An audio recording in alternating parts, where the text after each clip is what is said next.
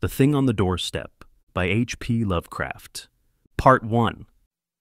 It is true that I have sent 6 bullets through the head of my best friend, and yet I hope to show by this statement that I am not his murderer. At first I shall be called a madman, madder than the man I shot in his cell at the Arkham Sanitarium.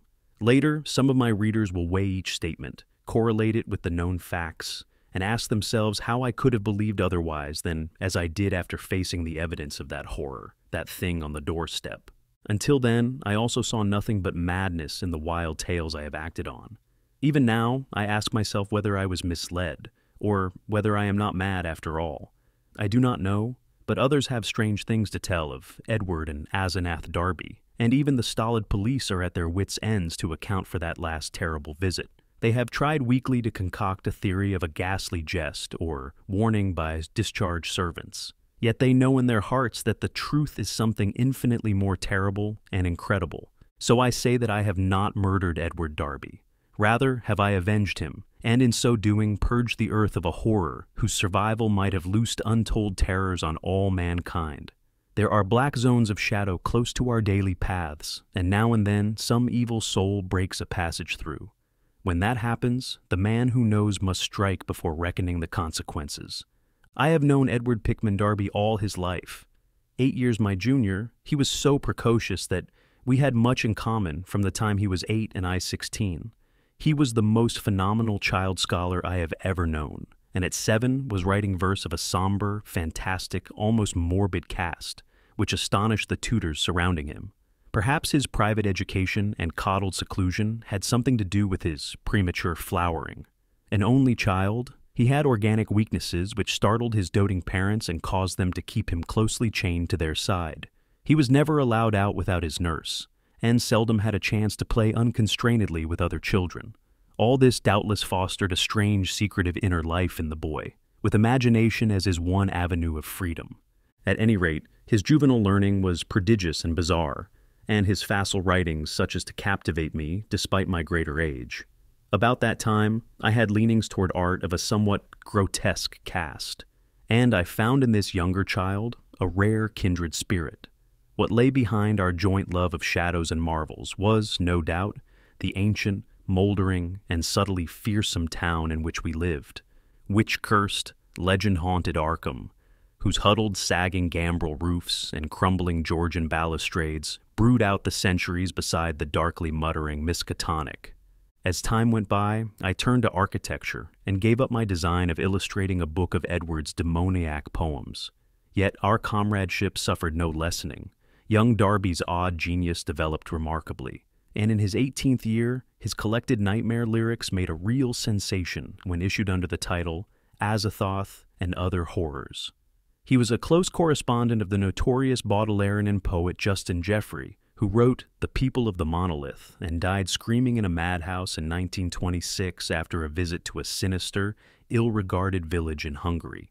In self-reliance and practical affairs, however, Darby was greatly retarded because of his coddled existence. His health had improved, but his habits of childish dependence were fostered by over-careful parents so that he never traveled alone, made independent decisions, or assumed responsibilities. It was early seen that he would not be equal to a struggle in the business or professional arena, but the family fortune was so ample that this formed no tragedy.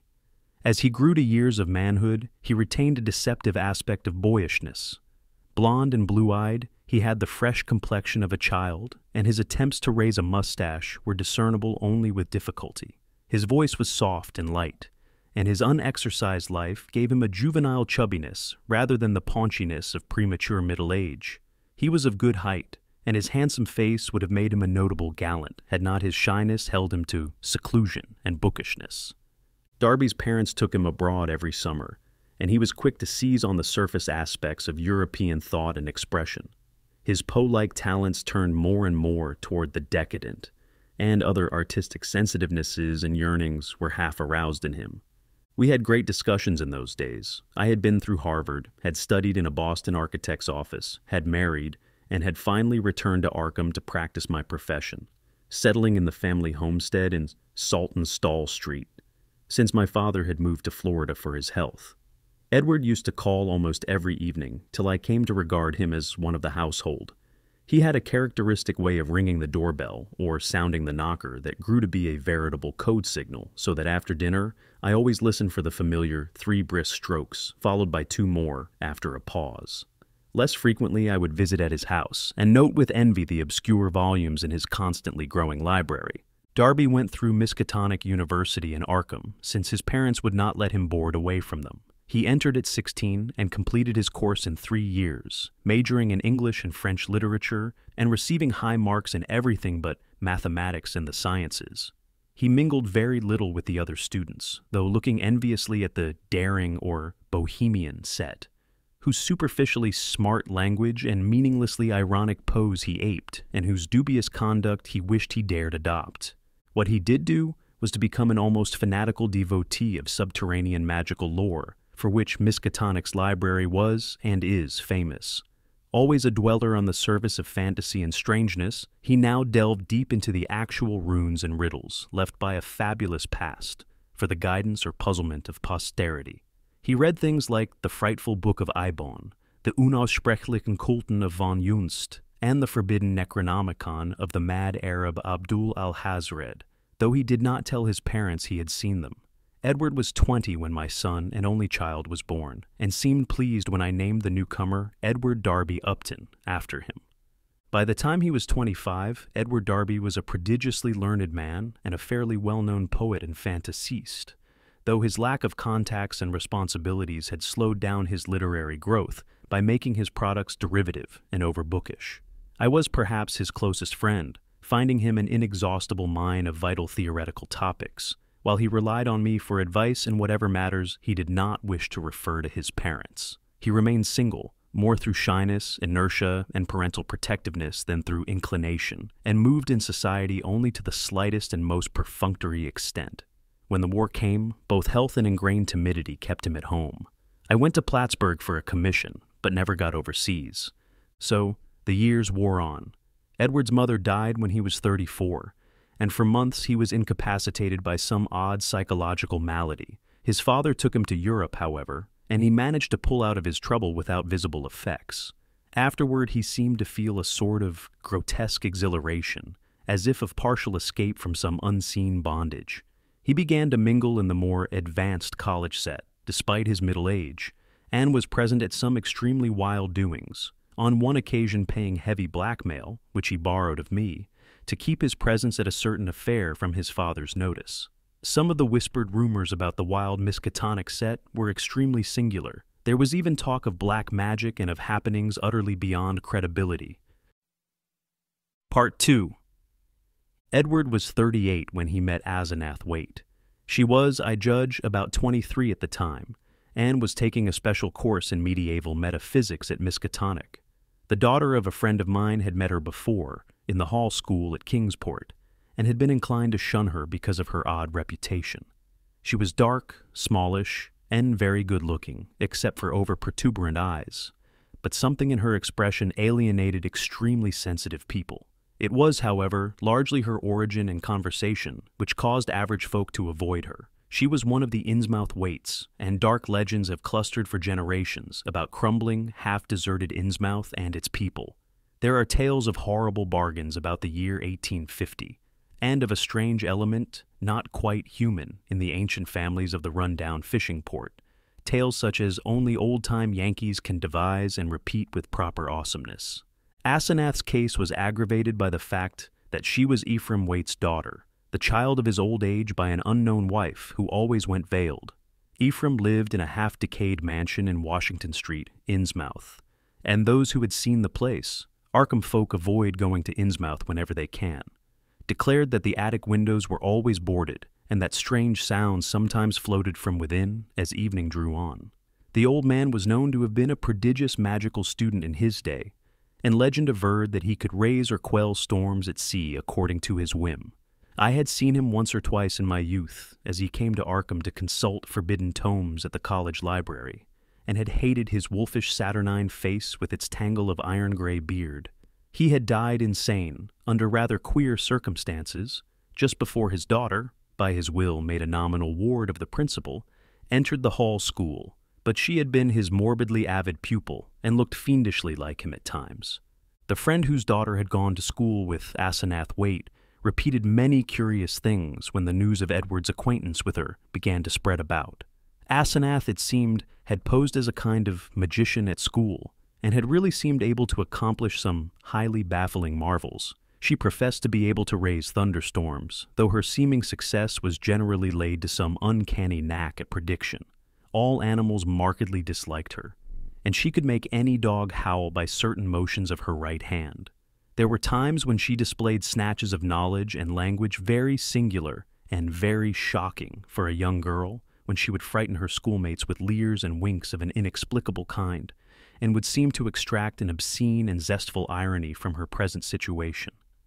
Most unusual, though, were the well-attested cases of her influence over other persons. She was, beyond question, a genuine hypnotist. By gazing peculiarly at a fellow student, she would often give the latter a distinct feeling of exchanged personality, as if the subject were placed momentarily in the magician's body and able to stare half across the room at her real body, whose eyes blazed and protruded with an alien expression. Asenath often made wild claims about the nature of consciousness and about its independence of the physical frame, or at least from the life processes of the physical frame. Her crowning rage, however, was that she was not a man, since she believed a male brain had certain unique and far-reaching cosmic powers. Given a man's brain, she declared, she could not only equal but surpass her father in mastery of unknown forces. Edward met Asenath at a gathering of intelligentsia held in one of the students' rooms, and could talk of nothing else when he came to see me the next day. He had found her full of the interests and erudition which engrossed him most, and was in addition wildly taken with her appearance. I had never seen the young woman, and recalled casual references only faintly, but I knew who she was. It seemed rather regrettable that Darby should become so upheaved about her, but I said nothing to discourage him, since infatuation thrives on opposition. He was not, he said, mentioning her to his father. In the next few weeks I heard of very little but Asenath from young Darby. Others now remarked Edward's autumnal gallantry, though they agreed that he did not look even nearly his actual age, or seem at all inappropriate as an escort for his bizarre divinity.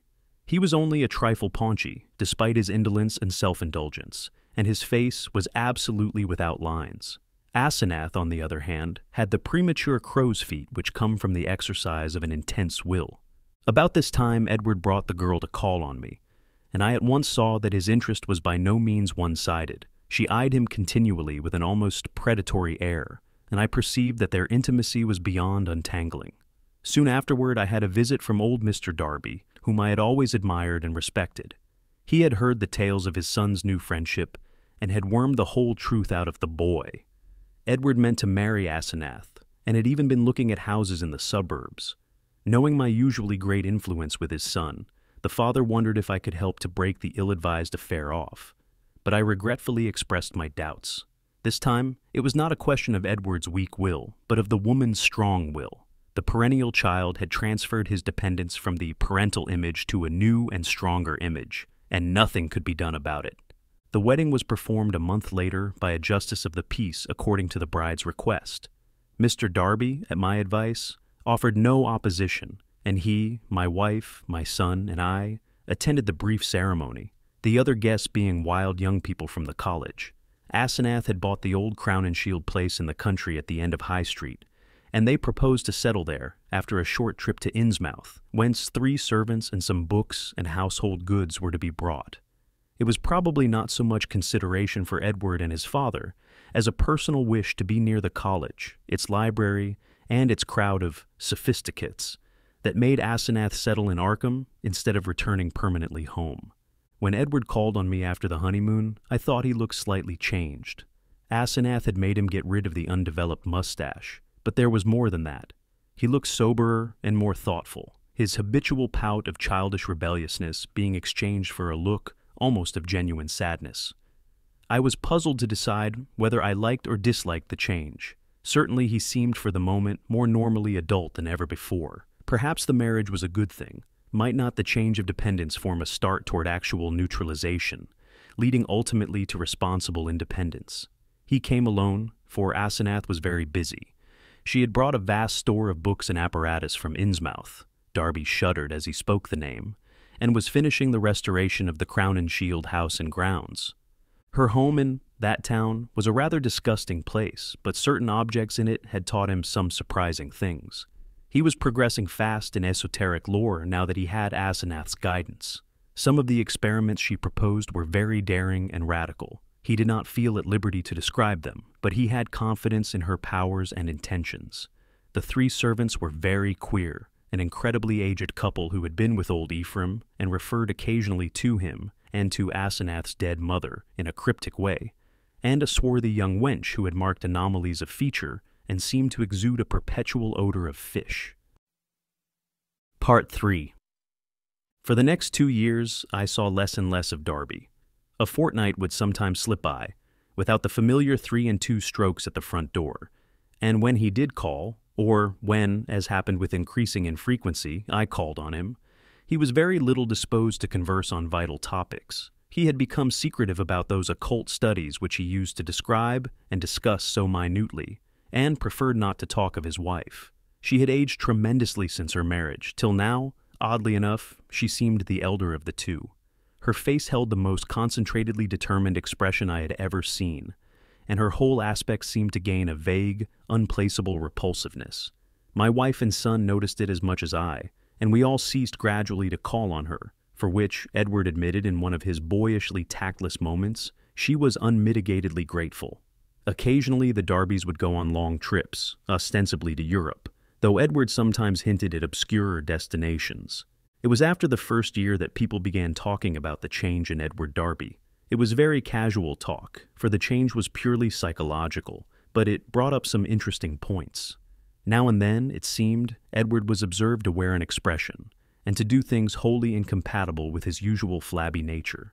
For example, although in the old days he could not drive a car, he was now seen occasionally to dash into or out of the old Crown and Shield driveway with Asenath's powerful Packard, handling it like a master, and meeting traffic entanglements with a skill and determination utterly alien to his accustomed nature. In such cases, he seemed always to be just back from some trip or just starting on one. What sort of trip no one could guess, although he mostly favored the Innsmouth road. Oddly, the metamorphosis did not seem altogether pleasing. People said he looked too much like his wife, or like old Ephraim Waite himself in these moments. Or perhaps these moments seemed unnatural because they were so rare. Sometimes hours after starting out in this way, he would return listlessly sprawled on the rear seat of the car, while an obviously hired chauffeur or mechanic drove. Also, his preponderant aspect on the streets or during his decreasing round of social contacts, including, I may say, his calls on me, was the old-time indecisive one, its irresponsible childishness even more marked than in the past. While Asenath's face aged, Edward's, aside from those exceptional occasions, actually relaxed into a kind of exaggerated immaturity, save when a trace of the new sadness or understanding would flash across it. It was really very puzzling.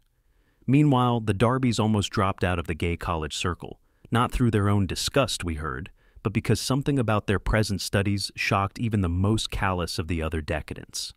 It was in the 3rd year of the marriage that Edward began to hint openly to me of a certain fear and dissatisfaction. He would let fall remarks about things going too far, and would talk darkly about the need of gaining his identity. At first, I ignored such references, but in time, I began to question him guardedly, remembering what my friend's daughter had said about Asenath's hypnotic influence over the other girls at school. The cases where students had thought they were in her body looking across the room at themselves. This questioning seemed to make him at once alarmed and grateful, and once he mumbled something about having a serious talk with me later.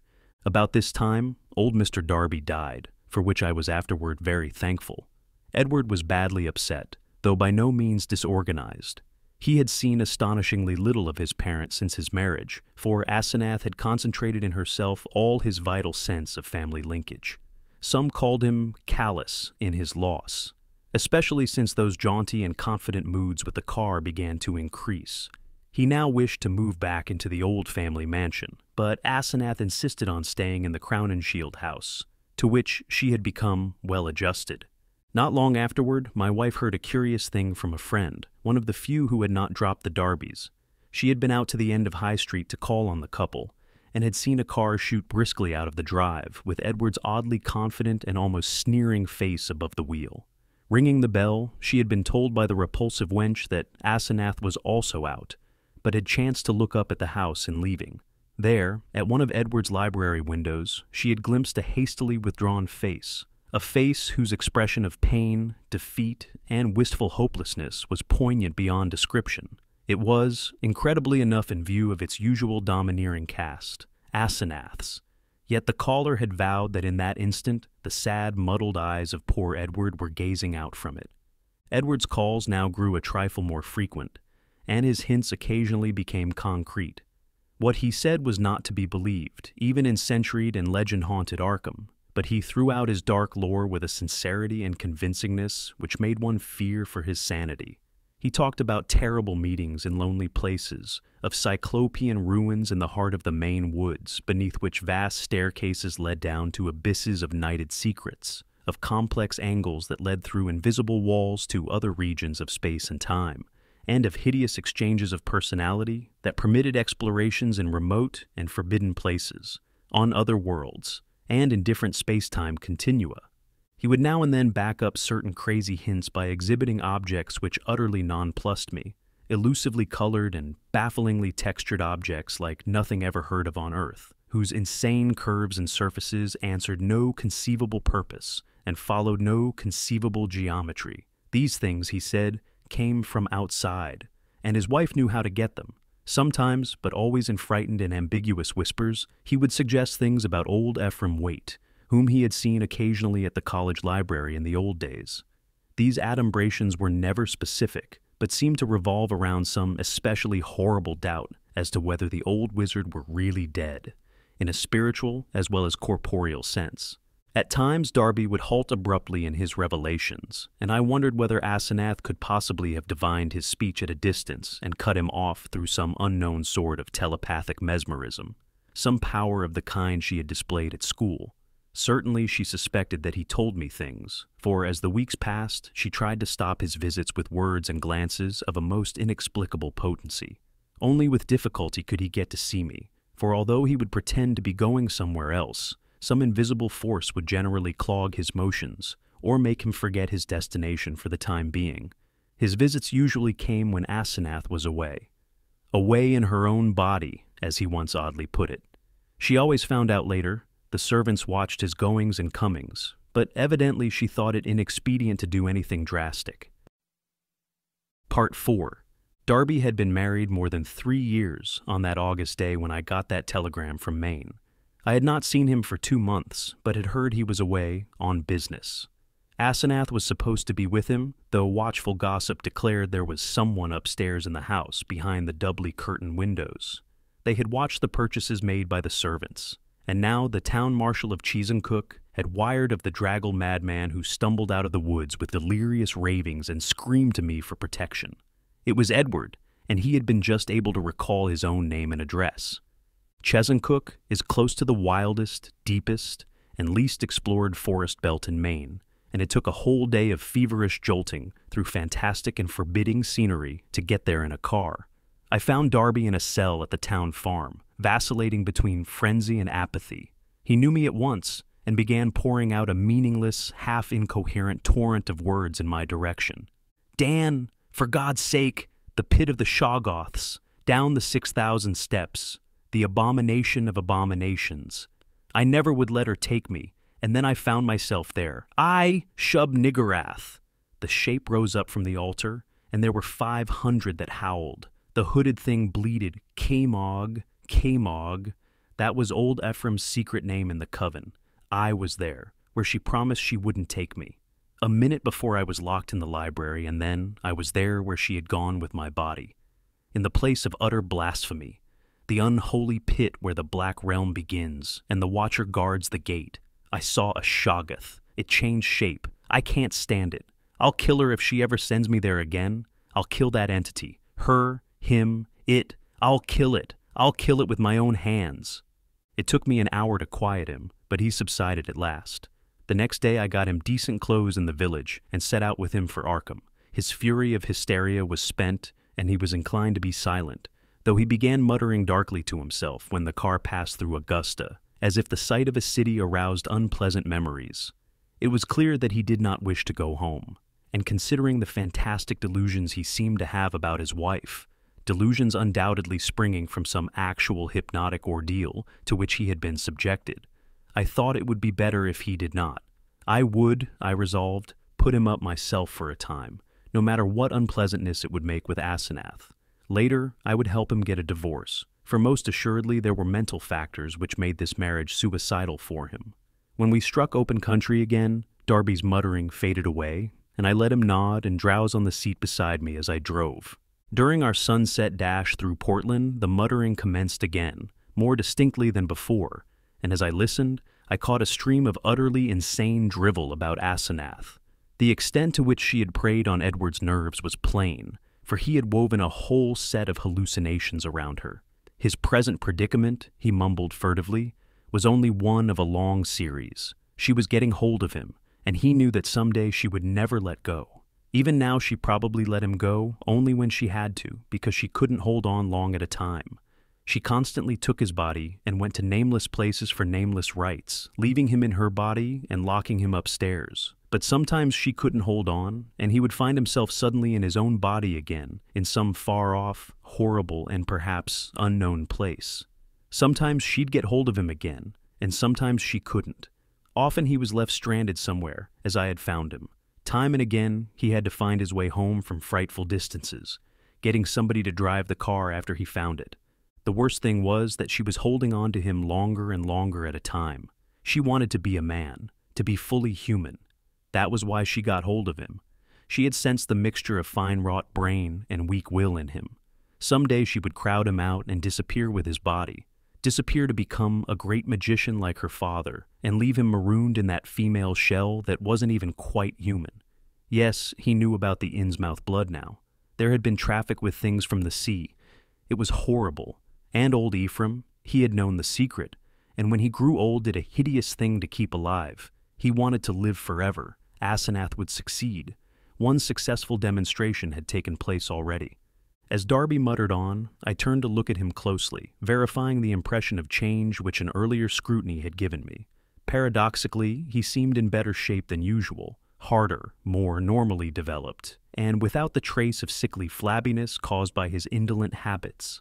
It was as if he had been really active and properly exercised for the first time in his coddled life, and I judged that Asenath's force must have pushed him into unwanted channels of motion and alertness. But just now, his mind was in a pitiable state, for he was mumbling wild extravagances about his wife, about black magic, about old Ephraim, and about some revelation which would convince even me. He repeated names which I recognized from bygone browsings in forbidden volumes, and at times made me shudder with a certain thread of mythological consistency, of convincing coherence, which ran through his maundering. Again and again he would pause, as if to gather courage for some final and terrible disclosure. Dan, don't you remember him? The wild eyes and the unkempt beard that never turned white. He glared at me once, and I never forgot it. Now she glares that way. And I know why. He found it in the Necronomicon, the formula. I don't dare tell you the page yet, but when I do, you can read and understand. Then you will know what has engulfed me. On, body to body to body. He means never to die. The life glow, he knows how to break the link.